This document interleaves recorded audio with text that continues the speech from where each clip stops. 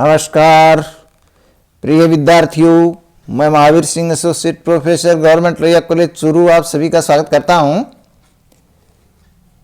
प्रिय विद्यार्थियों, आज के इस वीडियो में आपके next topic exemptions from goods and services tax यानी माल और सेवा कर से मुक्ति के बारे में हम अध्ययन करेंगे। इस पूरे टॉपिक के अंदर अपने को ये जानना है कि वो कौन सी वस्तुएं और सेवाएं हैं जिनके ऊपर टैक्स नहीं लगता, वे कौन सी वस्तुएं हैं जो कि नॉन टैक्सेबल हैं। इसमें दो बातें होती हैं, जैसे एक तो वो वस्तुएं और सेवाएं होती हैं जो कि कर मुक्त होती हैं, एक वो वस्तुएं जो कि गैर कर योग्य होती हैं यानी वो टैक्स के दायरे में नहीं होती हैं, वो जीएसटी के दायरे में नहीं होती हैं। और इसी तरीके से ऐसी आपूर्ति भी हो सकती हैं जो कि उनको आपूर्ति नहीं माना जाता, या इस तरीके की गतिविधियां ही हो सकती हैं जिनको आपूर्ति की श्रेणी में नहीं लिया जाता। तो हम ये कह सकते हैं किसी भी तरीके से हमें वो वस्तुएं और सेवाएं या वो आपूर्तियां इस तरीके की देखनी है जिनके ऊपर जीएसटी की गणना नहीं की जाती है। तो कुल मिलाकर के संक्षेप में ये तीन प्रकार के जो कर मुक्तियां हैं वो माल और सेवा कर के संबंध में मुख्य रूप से तीन प्रकार की कर मुक्तियां होती हैं। पहली कर मुक्ति तो है वो ऐसी कर मुक्ति है कि जिसमें यह बताया गया है कि वो सेक्शन 247 के अंतर्गत है। सेक्शन धारा जो 247 है वो ये कहती है इस जीएसटी एक्ट के अंतर्गत, सीजीएसटी एक्ट के अंतर्गत, कि वो कर मुक्ति की जो परिभाषा है उसके अंदर ये आता है कि ऐसी कोई भी माल या सेवा या दोनों जो है जिनकी आपूर्ति के ऊपर शून्य दर से कर, आपूर्ति पर नहीं, जिन वस्तुओं या सेवाओं पर शून्य दर से कर लगता है। यानी जब कोई भी माल या सेवा की आपूर्ति होती है तो ऐसे माल और सेवा के ऊपर कर की दर ही शून्य है। यहां हम आगे स्पष्ट करेंगे कि कर की दर शून्य होना किसी वस्तु या सेवा पर और शून्य दर आपूर्ति, इन दोनों में डिफरेंस होता है। तो यहां पर अपन ऐसी देख रहे हैं इस पॉइंट के अंदर कि ऐसी माल या सेवा जब कोई आपूर्ति की जाती है तो उस माल या सेवा के ऊपर जब शून्य दर से कर लगे, ये धारा 247 कहती है। अब शून्य दर से कर लगने वाले के बारे में ये आपको ध्यान करना है कि इसमें तीन प्रकार की मुख्य बातें आती है। पहली, सरकार द्वारा जीएसटी सीजीएसटी एक्ट की धारा 11 के अंतर्गत कुछ अधिसूचित नोटिफाइड कर मुक्त आपूर्ति हैं। यानी ऐसी कुछ वस्तुएं और सेवाएं जो कि धारा 11 के अंतर्गत अधिसूचित की गई हैं कि ऐसी वस्तुओं और सेवाओं की आपूर्ति कर मुक्त होगी। दूसरी, आईजीएसटी एक्ट की धारा 6 के अंतर्गत भी ऐसी अधिसूचित कर मुक्त आपूर्तियां बताई गई हैं वस्तु और सेवाओं की। और तो ये तो एक्चुअल में चाहे वो सीजीएसटी एक्ट की धारा 11 के अंतर्गत है या आईजीएसटी एक्ट की धारा 6 के अंतर्गत है, लेकिन ये इस तरीके की अधिसूचित वस्तुएं हैं और सेवाएं हैं जिनको कर मुक्त किया गया है। हम आगे ऐसी कर मुक्त वस्तु और सेवाओं के बारे में थोड़ा संक्षेप में देखेंगे। तीसरे प्रकार के जो जीएसटी कानून के अंदर जिनको गैर कर योग्य घोषित कर दिया गया हो यानी नॉन टैक्सेबल, इसके अंतर्गत वो वस्तुएं आती हैं मुख्य रूप से जो कि टैक्स के दायरे में ही नहीं आती हैं। इनको हम नॉन टैक्सेबल शब्द कहते हैं। यहां नॉन टैक्सेबल होना और एग्जम्प्ट होने में थोड़ा सा डिफरेंस है, स्लाइट, बाकी तो अर्थ सेम एक ही निकलता है। लेकिन ये नॉन टैक्सेबल का मतलब यहां पर ये है कि वो वस्तुएं टैक्स के दायरे में नहीं है। जैसे इसके अंतर्गत मुख्य रूप से मानवीय उपभोग की शराब और पेट्रोलियम की जो आपूर्तियां होती हैं वो इसमें सम्मिलित होती हैं। चूंकि पेट्रोलियम और मानवीय उपभोग की शराब के ऊपर जीएसटी दे नहीं होता है, इनके ऊपर टैक्स लगता है इनके ऊपर, ऐसा नहीं है कि वो इनके ऊपर टैक्स नहीं लगता, लेकिन उन पर जीएसटी नहीं लगता है, दूसरे प्रकार के टैक्स लगते हैं, वेट वगैरह या एक्साइज वगैरह। तो ये जो है वो इस जीएसटी के दायरे से बाहर होने के कारण इनको नॉन टैक्सेबल घोषित वस्तुएं कहते हैं। तो ये जो उपरोक्त प्रकार की जो आपूर्तियों के बारे में बताया गया है, ये वैसे इसके अंदर कभी कभी थोड़ी बहुत कहीं कोई सीमाओं को छोड़ करके बाकी तो सारे पूर्णतया करमुक्त होती हैं, जो कि हमें ये बताया गया है कि अलग अलग धारा 11 के अंतर्गत, 6 के अंतर्गत, और ये गैर कर योग्य वस्तुएं, तो इनके ऊपर शून्य दर से कर लगता है। दूसरे प्रकार की ऐसी आपूर्तियां होती हैं जो कर योग्य तो होती हैं, यानी टैक्सेबल तो वो हैं, किंतु जिन पर वर्तमान में शून्य दर से कर लगता है, यानी आपूर्ति के बारे में है ये। वो ऐसी आपूर्ति हैं जो कि टैक्सेबल तो हैं, यानी नॉन टैक्सेबल नहीं है, वो एग्जेम्प्ट नहीं कह सकते उनको, लेकिन उनके ऊपर वर्तमान में शून्य दर से कर लगता है, इसलिए इनको शून्य दर आपूर्ति यानी जीरो रेटेड सप्लाई बोलते हैं। और ये zero rated supply IGST act की धारा 16 के अंतर्गत माल या सेवाओं की निर्यात के बारे में है, और विशेष आर्थिक क्षेत्र जिसको सेज स्पेशल इकोनॉमिक जोन्स बोलते हैं, उनकी इकाइयों को आपूर्ति इसमें सम्मिलित की जाती है, यानी निर्यात और सेज को आपूर्ति। तो ये जो है वो मुख्य रूप से इस तरीके की जो है वो आपूर्तियों को हम शून्य दर आपूर्ति कहते हैं। तो दो ये हो गए, यानी एक तो ऊपर अपने कहा जिनके ऊपर शून्य दर से कर लगता है, दूसरी शून्य दर आपूर्ति यानी जीरो रेटेड सप्लाई है, और तीसरी हमें क्या देखना है, वो गतिविधियां, वो एक्टिविटीज जिनको आपूर्ति की श्रेणी में नहीं माना जाता, यानी वो ऐसी एक्टिविटी तो होती है जैसे माल का या सेवा का ट्रांसफर तो हो रहा है, वो माल या सेवा का ट्रांसफर तो हो रहा है, लेकिन ऐसे ट्रांसफर को हम सप्लाई की श्रेणी में नहीं लेते। ये क्या है, अनुसूची थर्ड में वर्णित गतिविधियां हैं। तो ऐसी गतिविधियां हैं जिन्हें आपूर्ति की ही नहीं माना जाता, तो उन पर जीएसटी लगने का सवाल ही नहीं, जीएसटी लगने का सवाल ही नहीं। जैसे कर्मचारी द्वारा नियोक्ता की सेवा, ये सेवा की आपूर्ति कर रहा है, इसमें ज्यादातर सेवा की आपूर्ति मिलेंगे। न्यायालय या ट्रिब्यूनल की सेवाएं, निर्वाचित प्रतिनिधियों के कार्य, संवैधानिक पद पर आसीन व्यक्ति के कार्य, अंतिम संस्कार संबंधी सेवाएं जैसे शमशान घाट या गिरजा ये जो होते हैं जो कब्रिस्तान वगैरह होती हैं, इनकी सेवाएं, अचल संपत्तियों का हस्तांतरण, अचल संपत्तियों का हस्तांतरण, संपत्तियों का हस्तांतरण हो रहा है लेकिन ये कागजों में होता है, अचल संपत्ति कहीं उठ की तो जा नहीं सकती ना, तो ऐसी संपत्तियों के हस्तांतरण को जो है वो हम इसमें आपूर्ति नहीं मानेंगे। और इसके अलावा अभियोग योग्य दावे, एक्शनेबल क्लेम्स जिनको कहते हैं, जैसे लॉटरी, शर्त, जुए, इनको छोड़ करके ऐसे कोई भी अभियोग योग्य दावे हैं तो उनको अपने इसमें लेते हैं। घरेलू उपयोग हेतु निकासी, घरेलू उपयोग हेतु निकासी यानी पर्सनल यूज के लिए अगर कोई काम में लिया जाता है, उनकी कोई निकासी होती है तो उसको भी अपन इस श्रेणी में लेते हैं। इसके अतिरिक्त जीएसटी काउंसिल की सिफारिश पर सरकार द्वारा अधिसूचित ऐसी गतिविधियां जिसमें सरकार सार्वजनिक सत्ता के रूप में लगी हो, सरकार या सार्वजनिक सत्ता के रूप में लगी हो, यानी कोई भी ऐसी जीएसटी काउंसिल सिफारिश कर सकती है, कोई भी ऐसी सरकारी कोई भी ऐसी गतिविधि के बारे में वो जीएसटी काउंसिल सिफारिश कर सकती है जिसके अंतर्गत सरकार या सार्वजनिक सत्ता उसमें इन्वॉल्व हो। सरकार की कर की छूट देने की शक्ति के बारे में, तो इस तरीके से अपन ने ये तीन बातें अपने इसमें देखी मुख्य रूप से।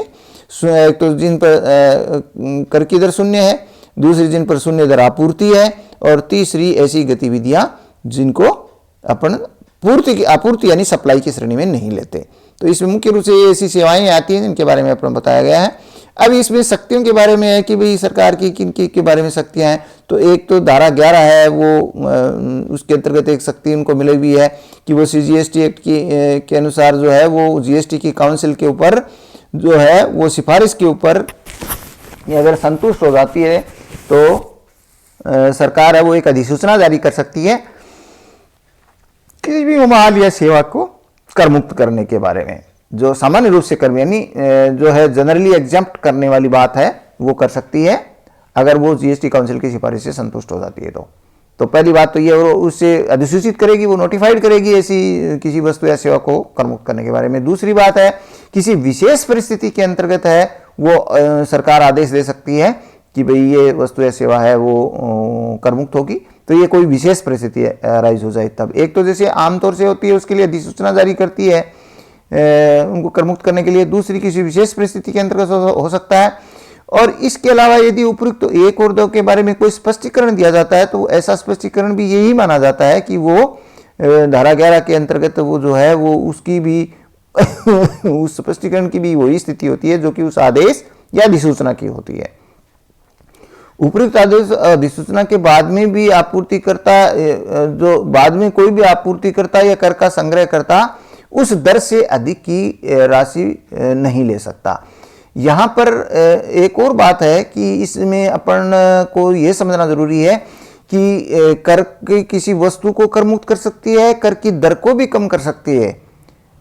तो जो भी किसी भी तरीके का कोई चेंज किया है तो उससे जो है अगर मान लीजिए कर दिया तो फिर उसके ऊपर टैक्स वसूल कर ही नहीं सकते जिसको पूर्ण रूप से कर मुक्त कर दिया, या उसके अंतर्गत कोई और रिलैक्सेशन दिया गया है तो वो भी अपने को ध्यान में रखने की जरूरत होती है कि भाई उससे जैसे कर की दर के बारे में कह दिया, उसे चेंज कर दिया तो उससे कम दर से कर मान लो उस दर के ऊपर ही उसको टैक्स वसूल करना पड़ेगा और उससे अधिक दर से वसूल नहीं कर सकेगा। कई बार क्या होता है, जैसे मान लीजिए किसी कर के बारे में 12% से 5% पर कर दिया और फिर वो 12% से कर वसूल कर रहा है, ऐसा नहीं हो सकता। तो ये ध्यान रखने की बात है कि जिस डेट को नोटिफिकेशन या आदेश जारी किया उसके बाद में वो नोटिफिकेशन ही प्रभावी होगा। अब अपने को एग्जाम्पल कुछ गुड्स के बारे में देखते हैं, जैसे कौन से ऐसे सामान हैं जो कि धारा 11 के अंतर्गत कर मुक्त घोषित किए जाते हैं, अधिसूचित किए जा सकते हैं।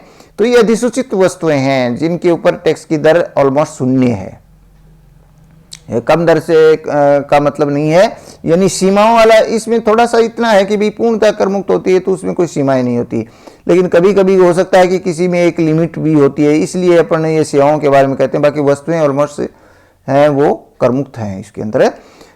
बाकी सेवाओं के अंतर्गत हो सकता है कि कहीं कोई थोड़ी बहुत लिमिट वगैरह बताई हुई हो, इसलिए अपन उसको पूरा पूर्णतः कर मुक्त की श्रेणी में नहीं ले जाते, लेकिन वो कर मुक्त जरूर है। तो अब देखिए इसमें विभिन्न प्रकार के कोई भी जीवित पशु होते हैं, जैसे गाय, बैल, भैंस, भेड़, बकरी, जीवित गधा, खच्चर, मुर्गा, मुर्गी, बतख, पक्षी, कीड़े आदि। ये सब जो भी जीवित पशु हैं इनको जब बेचा जाता है या आपूर्ति इनकी होती है तो वो सॉरी तो ये कर मुक्त होती है। अब इसमें ऊपर एक बात और भी ध्यान रखने की, जितना भी सामान होता है ये आमतौर से साधारण रूप से कार्य जो है वो कर मुक्त माल की श्रेणी में लिया जाता है, क्योंकि आमतौर से किसी आम आदमी के व्यक्ति के उपयोग वाली वस्तुएं होती हैं। दूसरी बात ये है कि ये आमतौर से ये जो है वो कच्चे रूप में, या हम ये कह सकते हैं कि इनको ताज़ा रूप में इनका उपयोग किया जाता है। यदि यही वस्तुएं किसी डिब्बा में बंद करके या किसी ब्रांड के अंतर्गत इनको बेचा जाए या इनकी आपूर्ति की जाए तो ये निश्चित रूप से कर योग्य हो जाती हैं, कर मुक्त नहीं रहती है। तो ये बात है। तो ये जीवित पशु के बारे में था। फिर डिब्बा बंद और पंजीकृत ब्रांड को छोड़ करके कोई पशुओं का ताजा मांस, ठंडा मांस या जमा हुआ मांस या इनका अवशिष्ट जो है वो कर मुक्त होता है। डिब्बा बंद और पंजीकृत ब्रांड को छोड़कर जीवित, ताजा, ठंडी की भी जो है मछली या उनका मांस या मछली बीज, झींगा, झींगी बीज, ये सब चीजें जो है वो वही बात आ गई कि वो डिब्बाबंद या पंजीकृत ब्रांड के अंतर्गत हो गई तो फिर वो टैक्सेबल हो जाती हैं। मीठे सुगंधित दूध को छोड़ करके ताज़ा पाश्चरिक दूध, दही, लस्सी, छाछ, पनीर, डिब्बाबंद रजिस्टर्ड ब्रांड को छोड़ करके, या जैसे पनीर है, अब पनीर मान लीजिए ब्रांड के अंतर्गत हो गया तो वो तो बिकेगा, उस पर जीएसटी लगेगा। लेकिन अगर खुला पनीर ऐसे ही मान लीजिए कोई किसान बना करके और उसको दे रहा है तो ऐसे नहीं। तो अंडे, शहद ब्रांडेड को छोड़ करके। इसी तरीके से हड्डियां, सींग, खूर पाउडर, सींग पाउडर और पंजा, नाखून, चोंच आदि, तो ये सब चीज़ें जो हैं वो मतलब क्या है कि कर मुक्त की श्रेणी में है। पैकिंग में रखी गई ब्रांड युक्त सब्जियों को छोड़ करके सभी प्रकार के सब्जी कर मुक्त होती हैं। इसमें सूखी सब्जी भी शामिल होती है। ताजे फल करमुक्त हैं, किंतु यदि डिब्बाबंद और प्रोसेस्ड किए हुए फल या ड्राई फ्रूट हैं, जैसे ड्राई फ्रूट को भी प्रोसेस करके फिर बेचा जाता है, ब्रांड के अंदर पैकेट के अंदर बेचा जाता है, डिब्बाबंद बेचा जाता है या पैकेट्स में बेचा जाता है, तो वो करमुक्त नहीं होंगे। नारियल करमुक्त है किंतु खोपरा करमुक्त नहीं है, अंगूर करमुक्त है किंतु किशमिश करमुक्त नहीं है। तो ये एक तरह से प्रोसेस्ड होने के बाद में जब बेचते हैं तो वो करमुक्त नहीं रहते हैं। तो ताज़ा रूप में है तभी हैं। सभी प्रकार के अनाज और दलहन यानी सीरियल्स एंड पल्सेस सभी करमुक्त की श्रेणी में आती हैं। बिना रजिस्टर्ड के पैक की गई जो दलहन और अनाज करमुक्त होती हैं। तो कई बार क्या होता है कि रजिस्टर्ड ब्रांड में, जैसे कई बार जैसे मान लीजिए कोई जो अनाज है उसको किसी विशेष ब्रांड के अंदर पैक करके फिर दिया जाता है, तो फिर वो करमुक्त नहीं रहता। आटा, मैदा, दालें, बेसन जो रजिस्टर्ड ब्रांड में नहीं है, बीज जैसी श्रेणी के माल जैसे सोयाबीन, मूंगफली, अलसी, सूर्यमुखी, सरसों के बीज, तिल के बीज, कॉफ़ी बीन्स, बिना प्रोसेस की हुई चाय की पत्तियां, सौंफ, सफ़ेद जीरा, काला जीरा, धनिया आदि। इसके अलावा पुस्तकें, समाचार पत्र, पत्रिकाएं जिनमें मानचित्र, ड्राइंग, एटलस भी शामिल हैं। यानी ये इस तरीके की, यानी जैसे ये प्रिंटेड जैसे पुस्तकें हैं, समाचार पत्र, पत्रिकाएं हैं, इनको ये बात कह दी कि भाई ये भी जो है वो करमुक्त की श्रेणी में है। पूजा सामग्री, माला, पवित्र धागा, लकड़ी के खड़ाऊ, तो ये इस तरीके की जो चीज़ें हैं, ये बिना ब्रांड का शहद, दिए के लिए बाती, रोली, चंदन, टीका, भभूति, पंचामृत, ये सब करमुक्त की श्रेणी में, पूजा सामग्री में आ गए। इसी तरीके से स्टाम्प, डाक सामग्री, रुपए के नोट, चेक, ये पशु, मुर्गा, मछली आहार, मछली का आहार, जिनमें तेलीय प्राणियों के लिए भी, जिनमें जलीय प्राणियों के लिए आहार, मछली आहार आदि शामिल हैं। और तो ये जो है वो जैसे खल है, दानों की भूसी है, सूखी घास है, चारा है, ये सब चीज़ें जो हैं पशुओं के काम आने वाली चीज़ें हैं, इनको भी करमुक्त किया गया है। चूड़ियाँ और श्रृंगार सामग्री, प्लास्टिक की, लाख की, कांच की चूड़ियाँ, काजल, मनुष्य के बाल, कुमकुम, बिंदी, सिंदूर आदि, ये सब करमुक्त की श्रेणी में है। कृषि, बागवानी या वन खंड में काम आने वाले उपकरण, इनमें हाथ के औजार जैसे फावड़ा, गैंती, जेली, कुल्हाड़ी आदि, यानी जो कि किसान के या बागवानी करने के लिए काम आने वाले औजार हैं छोटे मोटे, ये सब जो है वो करमुक्त किए गए हैं। कच्चा रेशम, कच्ची ऊन, जूट के रेशे, नारियल जटा के रेशे तथा रेशम ऊन के अवशिष्ट, ये भी इसमें आते हैं। और इसके अलावा विविध कुछ और करमुक्त माल हैं उस सूची के अलावा भी, जिनमें जीवित वृक्ष, पौधे, कंद, जड़ें, लाख, चपड़ा, गुड़, नारियल के खोल, पापड़, रोटी, प्रसाद, सीलबंद, बोतल को छोड़ करके पानी। अब जैसे मान लेकर दिया कि बिस्लेरी का पानी है ब्रांडेड, सीलबंद करके बेचते हैं, तो उस पर तो जीएसटी लगना है भाई। और इसके अलावा नमक, विद्युतीय ऊर्जा, मानव रक्त और उसके संगठक, जैसे मान लो प्लाज्मा है, ब्लड के अलग अलग उसके कंपोनेंट्स हैं, उनको अलग अलग उनका नाम है, तो केवल ब्लड नहीं, अलग अलग कंपोनेंट्स हैं, तो वो भी इसमें करमुक्त हैं। गर्भ निरोधक कोई भी सामान है तो वो, डिब्बाबंद के अलावा ऑर्गेनिक खाद, यानी यहाँ पर ये बात ध्यान की कि जो ऑर्गेनिक खाद है उसके बारे में क्या, जैसे रासायनिक खाद है तो वो उसमें नहीं है।